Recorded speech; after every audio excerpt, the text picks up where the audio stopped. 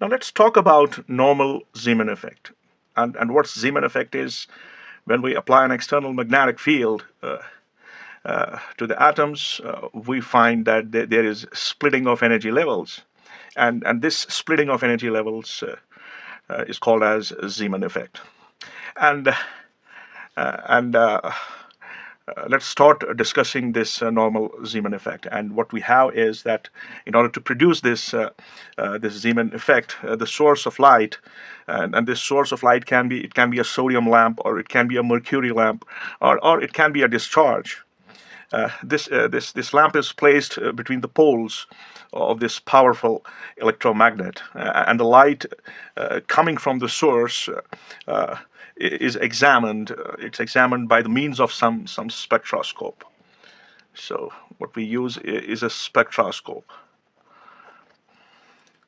of high resolving power, and in order to view the light parallel to the magnetic field, we have a hole here. A hole is basically drilled in one of the poles, one of the pieces along the axis of this magnet. And so here we have a hole. And now, when no magnetic field is applied, the spectroscope is focused on one of the lines in the spectrum of this source of light. Now, and when the magnetic field is applied, what is observed here is that when the light is viewed in the direction perpendicular to the magnetic field, we have three components. Three component lines are observed. So we have an original line. This new. Let's assume that line is nu zero, and when we see it. When we view this line in the perpendicular direction of the magnetic field, what we see is that this line splits, and one of the lines is in the same position, the original line, as the original line, which is nu naught here, and the other two lines, nu one and nu two, are on the two sides of the original line. Now, the outer lines, when we see these outer lines, I mean, when we view them by means of some say Nicol prism, when we see them Nicol prism. This Nicol prism acts as an analyzer, and what we have is we have polarized.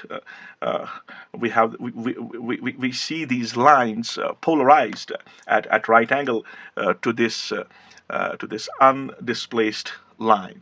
So their polarization can be viewed from this diagram.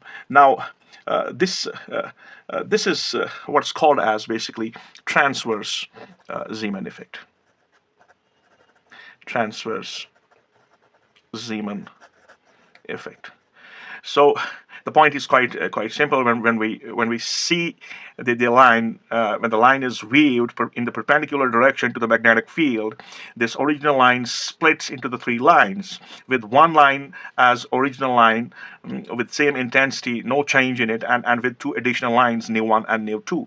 This kind of Zeeman effect is called as we call it transverse Zeeman effect, and the lines are these lines are plane polarized. I mean, the transition. The transition that we have here, that means this delta ml, the change in orbital magnetic moment quantum number is zero, and it corresponds to the line with some optical vector parallel to the field. Now, the components resulting from the transition with delta ml is plus minus 1, which we'll discuss in detail when we'll analyze this normal Zeeman effect in the detailed manner. What we have here is this delta ml equals plus minus 1. It corresponds to the lines with optical vectors which are perpendicular to the magnetic field. Now, when this light, this light, say for example, sodium light, is viewed in the direction parallel to the magnetic field, in this direction, there is no line in position that was in case of the transverse Zeeman effect. This line is absent when we see it along the direction of a magnetic field. So what's seen there is no original line, and only two outer lines are present. So we have only these two lines which are present when we see along the direction parallel to the magnetic field. And the lines found here, they are circularly polarized, and they are circularly polarized, and they are at the same time in opposite direction. And this is what is called as longitudinal Zeeman effect. And in case of longitudinal Zeeman effect, this delta ML equal to 0 is forbidden. Now let's go with the mathematical treatment of this normal Zeeman effect. And to start with, let's write down what we have here. Is we have electron revolving around the nucleus, and this is true in case of electron atoms that we are talking about here. What we have is we have an electron revolving, and revolving electron has two motions associated with it. It has orbital angular momentum, and it has spin angular momentum. And corresponding to their angular momenta, we have magnetic moment, which is orbital magnetic moment, and we have spin magnetic moment. And we have already devised the relation between the orbital magnetic moment and spin magnetic moment. And what is that? That is mu L vector is minus E by 2m L vector. So this mu L is the magnetic moment of orbiting electron, and this L is its angular momentum, and the two are exactly in opposite direction. And from this equation, we can also write down the magnitude of, say, mu L by L vector. We cannot have the division of two vectors. So what we are doing here, we are writing down in terms of magnitude. So if we write down the magnitude of ml divided by magnitude of angular momentum, then this is going to be equal to E by 2m. And this E by 2m term is called, it's called a gyromagnetic ratio. And at the same time, if we take the magnetic field, along z direction, and we will have quantization, and we can write down the z component of this angular momentum as Lz is mlh cross. And we are only taking into consideration here the orbital motion of an electron. And what we understand here is that if we exactly solve the Schrodinger's wave equation on hydrogen atom, we always come up with three quantum numbers. So taking into account only the orbital angular momentum of the electron, we have the z component of orbital angular momentum as mlh cross. Now let's try to designate this z component of angular momentum and find out the things. Now, if I take this orbital angular momentum as L, so this is my L vector. So it's going to be like this, and I have magnetic field.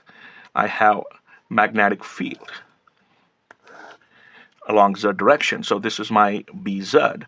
And opposite to the orbital angular momentum, I have magnetic moment. So this is ml, and I can show. Now, uh, if I assume that the angle between this L and BZ is theta, so what's going to be the angle between this mu L? It is not ml, sorry, it is mu L. It's the magnetic orbital magnetic moment. So this angle is going to be pi minus theta. Right. Now what's going to happen here is that we will have a torque, and this torque causes precession, and that precession, due to this orbital angular momentum of the electron towards the Z component of a magnetic field, is given by Larmor theorem, which we have already derived. And what's that? That's omega is mu L by LB. Well, this omega is the precession frequency, it's the angular frequency. Mu L is the orbital magnetic moment, and B is the magnetic field. So we have already obtained a ratio, basically, the ratio between the magnitude of mu L and L. This ratio is E by 2m. So I can write down here. I can write down this omega is E by 2m times magnetic field. Right. Now, for the given value of L, for the given value of L, I'm talking about what we have 2L plus 1 values of ML.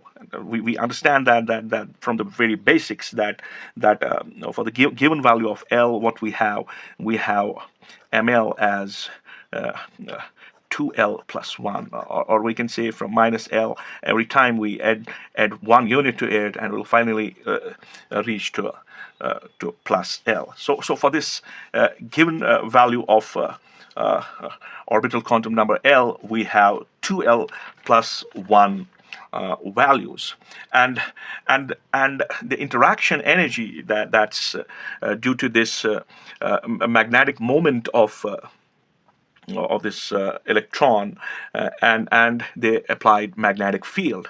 This energy, let us assume this energy is given by, this change in energy is given by delta E. Now, if that's the case, this delta E is it's minus times mu L dot B.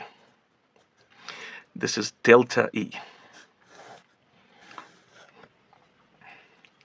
All right, and we can write down minus mu L B cos pi minus theta, because I have already shown that the angle between the magnetic field and the orbital magnetic moment is pi minus theta. So what we can have here is cos of pi minus theta is going to give us minus cos theta. So cos of pi minus theta is minus cos theta. So here we will have plus mu L B cos theta, and that will be given by delta E.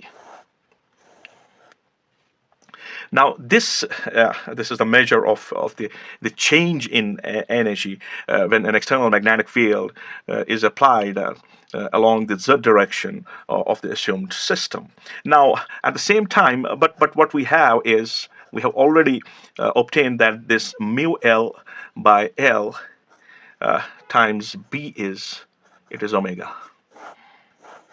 Okay, this is from Larmor's precession theorem. So what is mu LB from here? This mu LB is L omega, and I can think of using this mu LB that's here.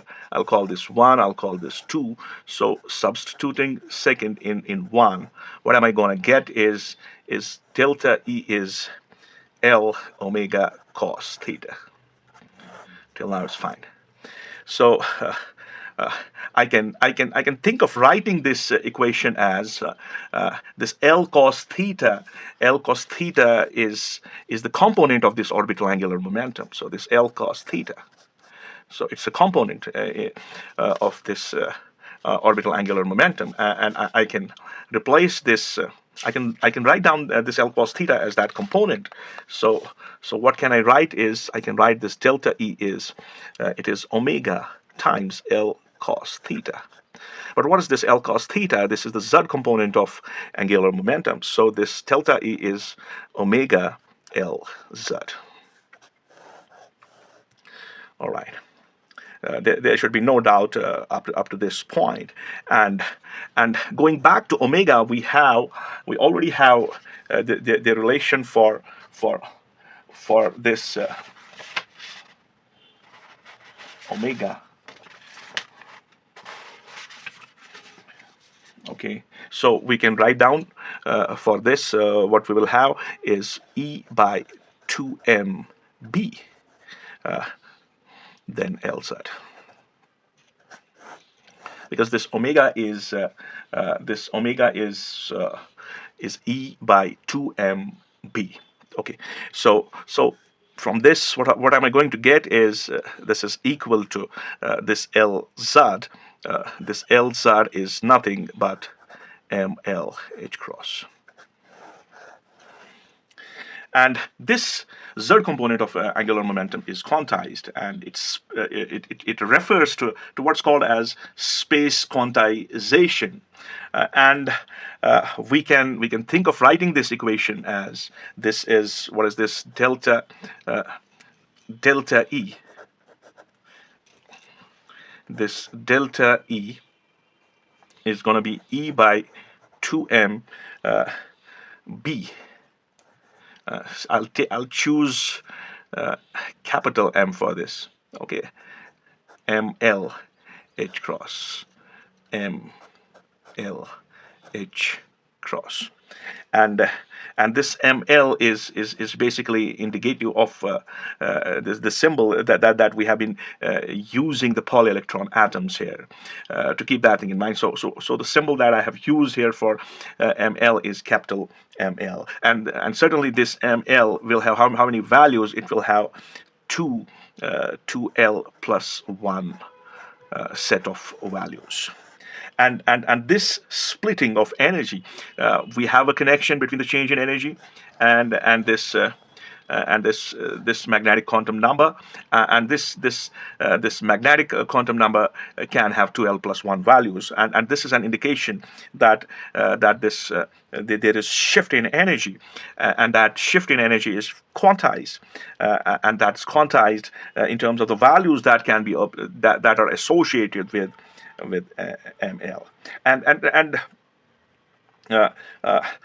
this is what is called as Zeeman effect. I mean, the splitting of one energy level in presence of the external magnetic field into different lines, into different levels, is called as Zeeman effect. Now, we would like to write down this this energy in terms of wave numbers, because talking spectroscopically, it is always easier to do the things in terms of wave numbers, and in wave numbers we can write down this energy as, so energy in terms of wave numbers. So let us assume that is delta t, and that's going to be minus delta E divided by hc. All right. So what we have here is, we have written down this change in energy in terms of the wave numbers, and wave number is itself in terms of energy, because we can see here that this h and c, they are both constants, and you are reflecting the fact that you have delta t and delta e, they are representative of energy. The only difference is the smallness of delta t, and if we impose this delta E that we have obtained on this equation. So where is that? That's this. So what we'll get is this delta T will be minus E by 2m b ml h cross divided by hc. That should be the case. And all I can do, this is HC, so here I would like to multiply by 2 pi, and this will become H cross, and we can have cancellation of this H cross and H cross. And what will be delta T? This will be minus ML EB divide by 4 pi MC. And we can write down this as delta T is minus ML L dash, where this L dash is what? This L dash is EB by 4 pi MC.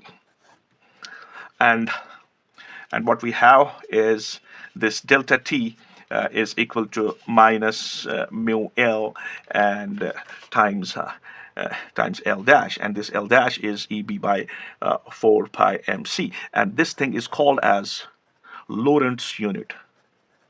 Lorentz unit. And what's evident from this equation is that this wave number, the change in wave number, is directly proportional to the magnetic field. And as you have magnetic field, there is change in delta T, because this delta T is dependent on ML, and ML can have a set of values. So you will have some discrete quantized levels available for these energies. And let's choose an example from here. Now, if I take an example, say if I take the state of, say, for example, 1d2, the transition 1d2 and 1p1. Now, for 1p1, what does 1p1 mean spectroscopically? For this, L is equal to 1. So what will be its number of Zeeman levels? That will be 2L plus 1, and that's equal to 2 times 1 plus 1, that's equal to 3. So this is what we have, the number of Zeeman levels for this 1p1 state. Now, if I take this 1d2 for this, d in this case, d is equal to simply 2, and you will have splitting 2 times 2 plus 1. This is 4 plus 1, that is equal to 5. So the number of levels here we can expect is equal to 5. Now, what we have here is the selection rule. I mean, what is important here is that this delta L, this delta ML, I have chosen that as capital L. This delta ML can change by 0 or plus minus 1. So what is this called as? So you can have a transition only within the domain of this change of delta ML. And this is what is called as selection rule. Now let's try to analyze the transition from 1d2 to 1p1, and how would it look like, and what could be expected from it. Now, what I have is, I have two lines. Let us assume this is 1d2 line, and I have another line, what is known as 1p1 line. So in absence of magnetic field, I'll show here that there's no magnetic field. And when magnetic field is applied, what happens to this D line, in view of this splitting that we have calculated here, for D line we have 5, and for P we have 3. So let us do that. Let's divide it, say 1, 2, 3, 4, and 5. So it will be like this.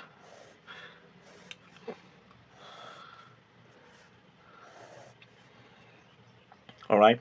So what will be those 5 values? So it will have 2L plus 1 values for D state. We will have, because L is equal to 2, so if L is equal to 2, so 2L plus 1, we are going to have how many states? 5 states, and these 5 states will range from minus 2 to plus 2. So this should be my minus 2, minus 1, this should be 0, this should be 1 and 2. And then going to this P level, what we have, oh no, we have three levels, and we have three levels, and I could show them like this, I can show them like this, I can show them like this. So this will be my -1, because P refers to L is equal to 1. So here this will be 0, and this will be +1. So what are the possible transitions in view of this selection rule? That is, delta ML is 0 and +1. So you can have only those transitions that satisfy this equation. So we can have I can move from -2 to -1 here. So this will the change will give me +1. I can move from -1 to 0. I can move from 0 to 0. And now for this kind of transition, my delta, delta ML is simply 0. For this, delta ML is 0. And this is what is called as sigma. Now, we can have another transition where this delta ML is 1 here in this case. I'm sorry. So the change is equal to 1 +1. Then we can have the possible transitions from -1 to -1. This is going to give me 0. Or 0 to 0. This is going to give me 0. Or 2 to, or it can be from where from I can get another 0, right? So we can have, so this is 2, this is 0 to 0, and 1 to 1. So here what we will have, this delta ML is 0. The change in delta ML is 0, and this is called pi components. And similarly, we will have the transitions where this delta ML changes by -1, and this is again called as sigma. So in this spectrum, what we have is we have sigma, we have pi, and we have sigma. And the set of transitions, so the other transitions you can draw yourselves. The set of transitions that we have, say delta ML is equal to +1. You can see three transitions, but these three transitions, they refer to a single spectral line. These three transitions lead to a single spectral line. And similarly, for these transitions, the transitions in terms of what's called as pi, where the change in delta ML is 0, they'll also give you a single line. And finally, the transitions that we will be showing for delta ML is equal to -1. All of these transitions will lead to one spectral line, and this is what is called as normal Zeeman effect. So you will have a line corresponding to these transitions. You will have another line corresponding to these transitions as pi. You will have another line corresponding to the transitions that you will show here, where delta ML changes by -1. So it refers to what we had seen using a spectroscope. In the original line, nu0, then nu1, and nu2. So this is the probable explanation, the quantum mechanical explanation of normal Zeeman effect.